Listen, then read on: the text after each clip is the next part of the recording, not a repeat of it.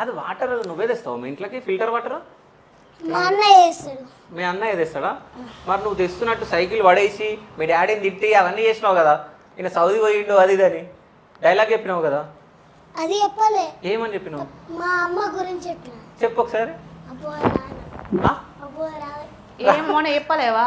మా ఈ దేశం పోడే కన్నా కట్టం వచ్చింది. మా దేశం కూడా కట్టం వచ్చింది. అవునే అమ్మ. మా అమ్మ అంటది ఉత్తరాచ్చు సైకిల్ ఎరా అంటే నీ సైకిల్ మీద అన్నవాడు అని అంట.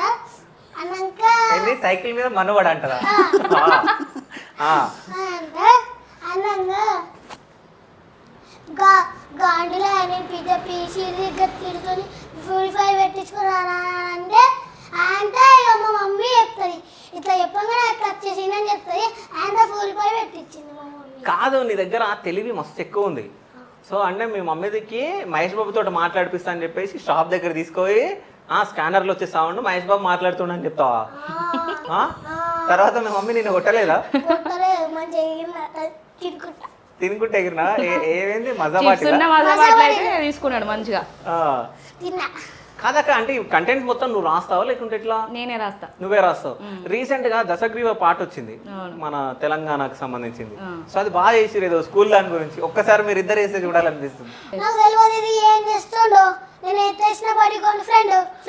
పోను పోను అంటే నేను ఊరుకుంటానారా? మేడానికి ఫోన్ చేసి వ్యాన్ల దోలన్నారా? నాతోనే వేషాలతో పశం పెట్టన్నారా? బల్లెనుకు గల్లం పెడతా.